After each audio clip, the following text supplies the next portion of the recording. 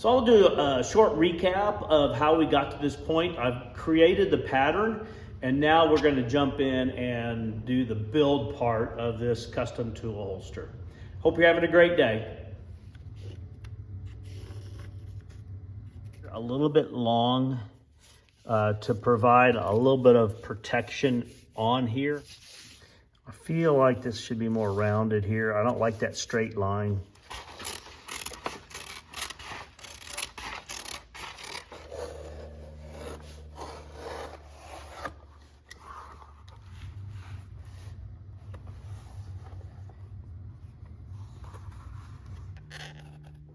Since you were gone, I oiled this, and then I have applied the black leather dye to it as well. So I'm ready to start some of the adhering of this. I've put in a faint line here. That's going to be where the leather is going to make a hard turn to come over this. And this is going to be fitted so that it's pretty snug along here. It's not sloped up over the tool. It is put in like here, and then the leather, once again, follows this shape here pretty closely. And if you remember, I wet this and I just formed it a little bit. So what I'm going to do next is I'm going to go ahead and put contact adhesive on this part here. And I'm going to get this hooked down, and then I'm going to bring this around to here. And since I don't want it to be sloped, I want it to have some pretty defined lines here. I'll bring it in and make it a little bit smaller than the size I need. Just wet the front of this. It helps to confine the wet forming to the front of it, leaving the back pretty much straight. So what I'm going to do next is I'm going to go ahead and apply contact adhesive outside of this line here and on this area here. Then I will get this attached here so that one side is kind of nailed down and not moving on me.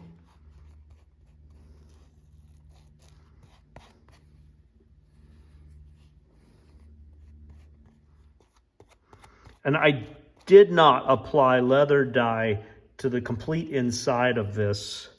I like to leave it natural as much as I can, but I applied it in the openings here so that if you're looking at the holster, it is, you see black. And once I get everything trimmed, then I will apply leather dye to the edges of both of these once I get them cut and sanded to shape.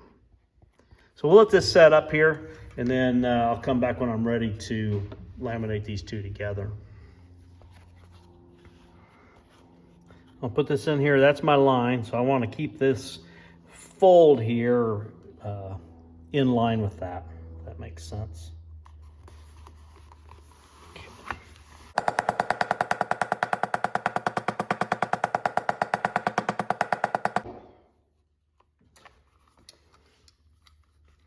And I'm just gonna cut these, get them in line with each other, so I know if I poke a hole or something that I'm not over the edge somewhere.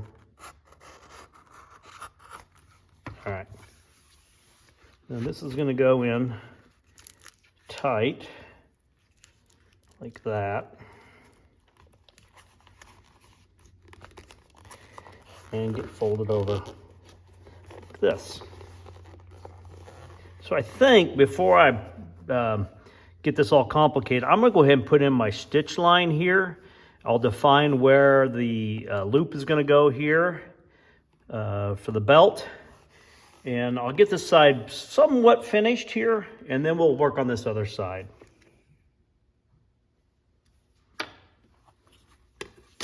I was telling my bride, it's a little bit hard to explain because and I'm not uncomfortable with having a pattern to use, but what I tend to do is to kind of free form and fit to, what I'm looking for. So each one is going to be custom and one off. It's a little bit hard to explain that. And maybe I should have just started off with a non-speaking video and, just work my way down through here. Okay. So I'm going to work my way out, and I'll do the same on the other side. I've got my stitch line defined here. That's where I'm gonna stitch down through here with my Tiger Ritza thread. It's black. And the next thing I can do is I can mark where I'm going to put, or go ahead and cut my hole here, my oval with the bag punch for the belt loop. The biggest thing I want to do is I don't want this tipped in relation to the back of the tool or the stitch line. I want it to be parallel to that.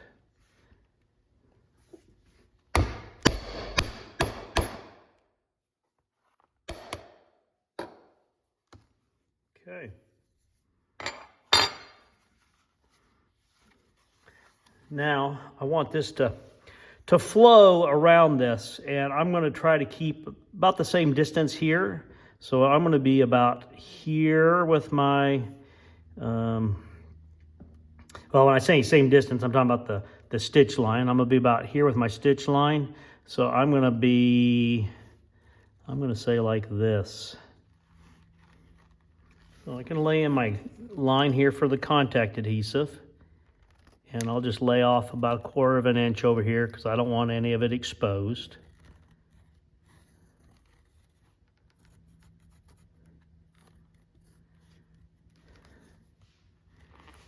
And then I'm going to say from here down to here.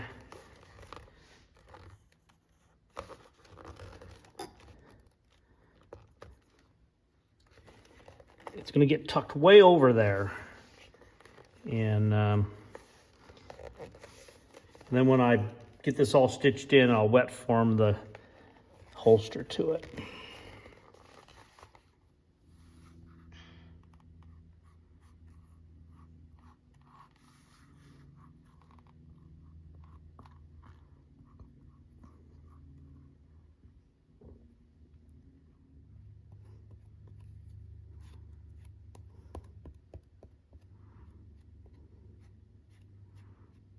We'll let this dry, and I'll come back when we're ready to laminate these together. Okay, well, I didn't show you, but I went ahead and lined these up and tamped them together. I'm going to do the same that I did on the other, trim these two to where they have the same plane here, just so when I get ready to punch the bag punch hole here and such, I'm not off the direction I wanted to go. And I decided to move this line over here about another 1/8 of an inch or so, tightening up the pocket for the tool here. And then that gives me a little bit more room here for my bag punch. So it's gonna be tight in there, but I think it'll look good when I'm done here.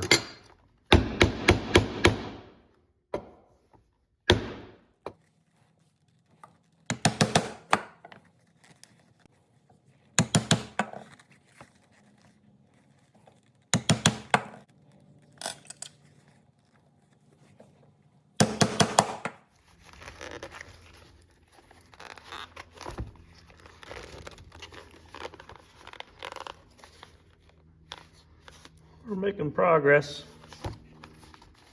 And now I need to lay in my bag punch for the belt loop. I'm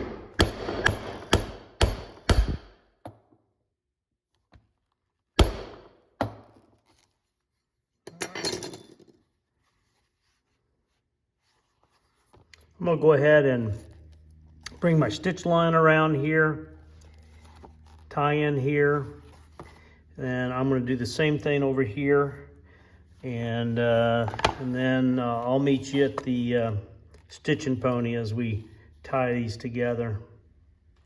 So I'm going to go ahead and stitch it. I'm going to start on this side here. Sometimes people ask me how to determine where, and sometimes it just kind of flows natural, but other times I'm thinking about stress points. This is a stress point here on the stitching to me, and so is this up here at the top.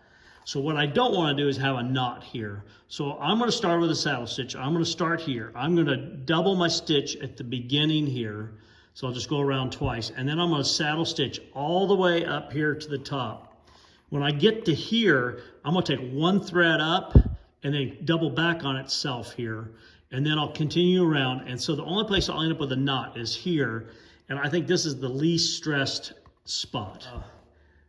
1.2 millimeter black tiger red. I'm going to use that on this. And it's pretty thick leather, about 16 ounce. So I need 4 times the length. So I'm going to count this as the same as this. So that means I need 8 times this length. That's 1, 2, 3, 4. And then I'll just double that back on itself.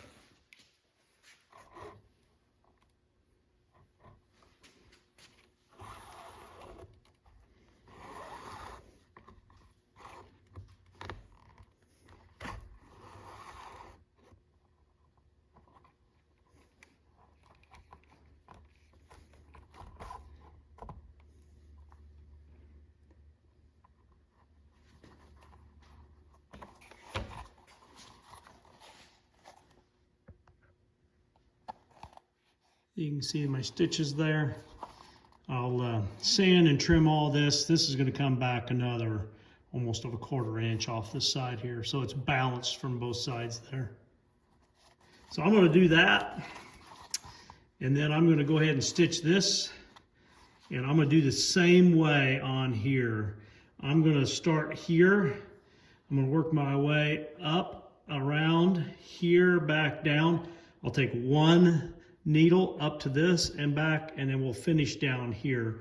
And to me, it just puts the knot at a non-stress place, and that's my goal on these.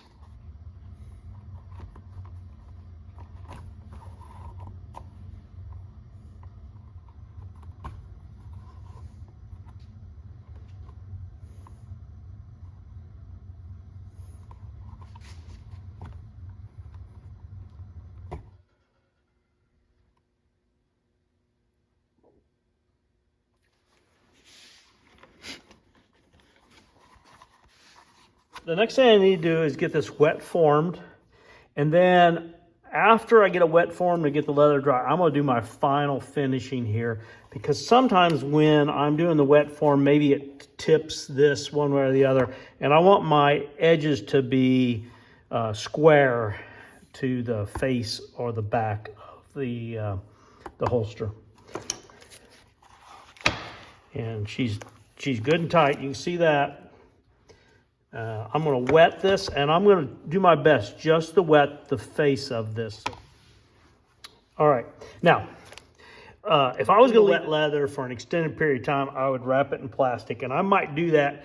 But my initial fitting in here, I'm going to leave it the way it is, because what I don't want to do is wrap it in plastic and then have it become stretched oversized. I want it to be snug here. We had talked about doing a thumb release on it, but there's a lot of surface here for the friction fit, and I'm going to go with it this way. Like I said earlier on, if there's anything about this that the owner of this tool doesn't like, I'll redo it. And I'm going to be careful here because this is going to really put a lot of stress on this stitch right here. I don't want to tear that, so I'm going to be kind of pushing up against this top here as I get it in here.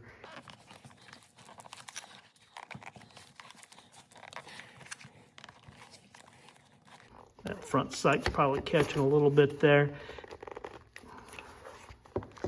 There's a lot of leather here, so it should take this abuse just fine. If I push up on here, I find it squares that corner up some.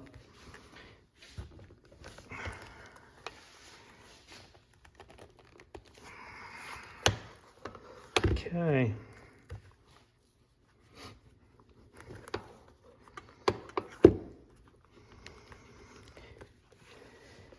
I'll start some of my initial fitting here.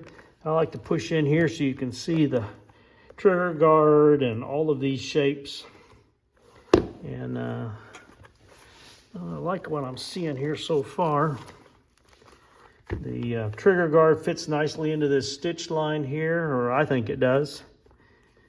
And I oiled the gun some before I started this whole process here.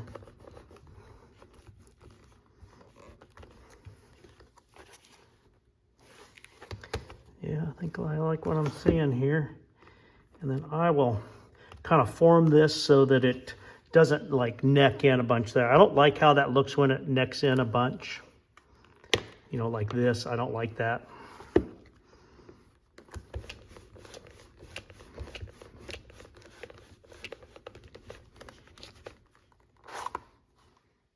Yeah, I'm liking that.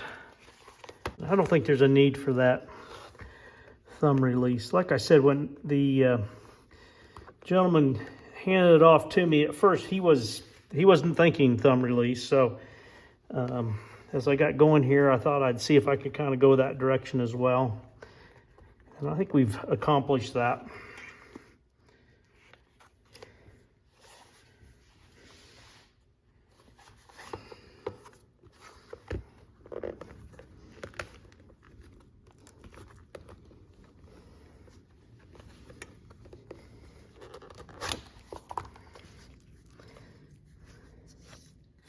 Trying to memorize where these lines are here so I can get it fitted in like that tape is there.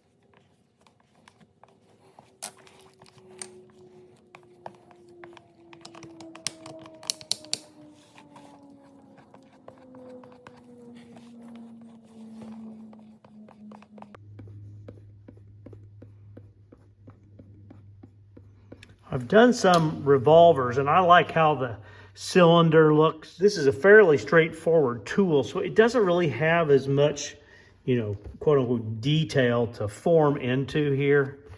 But, and I don't know that that's what they're really looking for, but I like that look. That's, you know, the defined features of the tool showing through the leather.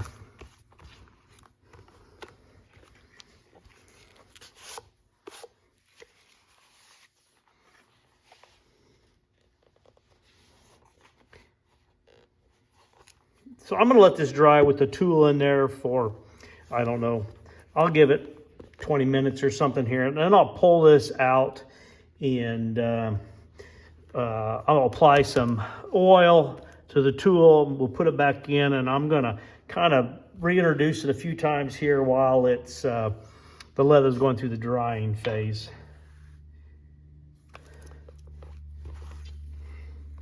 I like it. Not sure what everyone thinks, but I like how it's turning out here.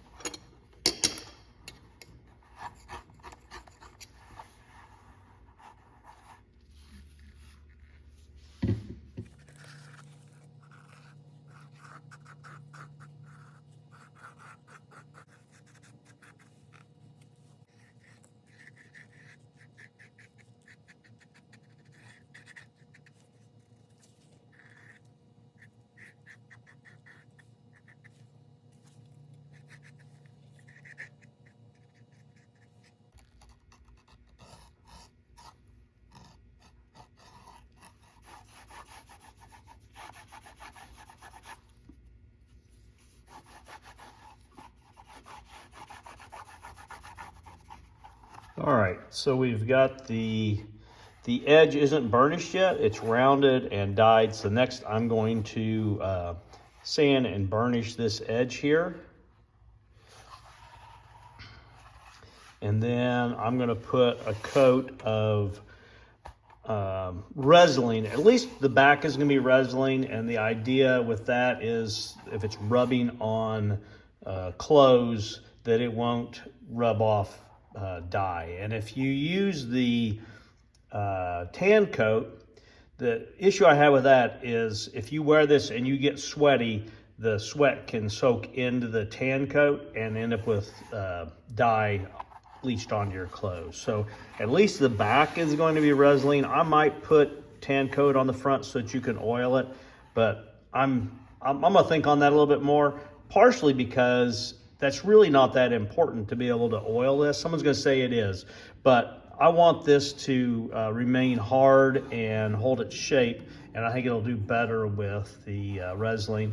And then this flesh side here, I'll seal this and I'll burnish that down to get it as close to the finished look of the grain side of the leather. It's coming together.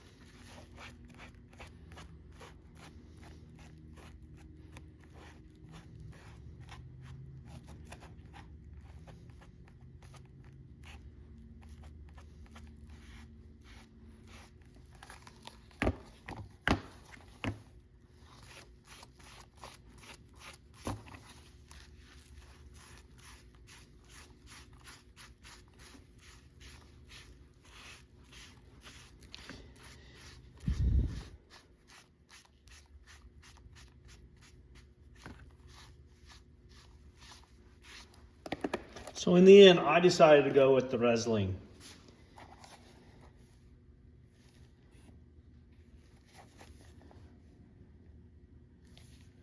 I think it came out pretty good. We'll see if the owner thinks so as well.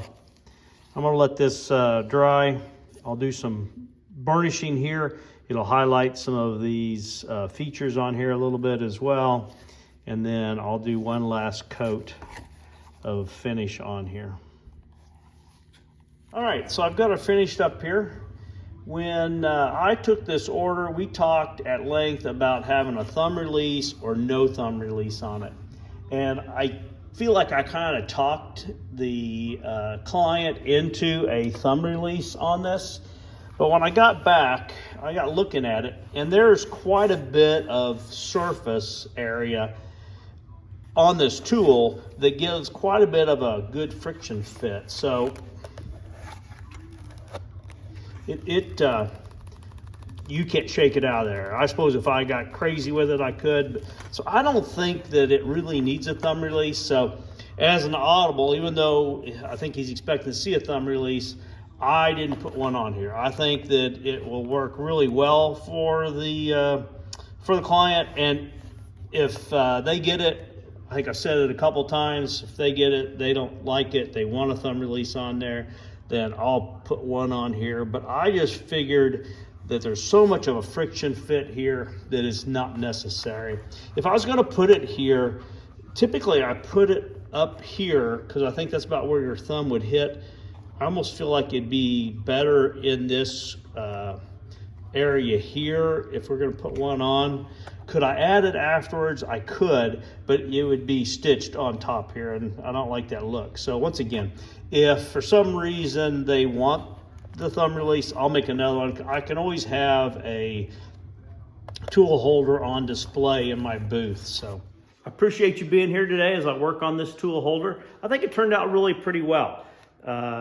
It's heavy weight enough that I think it'll hold up really well to a lot of use. And the tool itself didn't have a whole lot of detail to wet form into, so I really like it better when you start to see some of those features through the leather on there. But really the main point of the wet forming is so that you get a nice snug fit, and it's got a good snug fit. So it'll loosen up a little bit as the inside of that leather gets polished up from repetitive use, but I think it turned out really well. I hope you're having a great day. Please like, share, and subscribe. And don't forget to watch my video from December 27th, and maybe you'll get a chance to win a free belt. Hope you're having a great day. Thanks.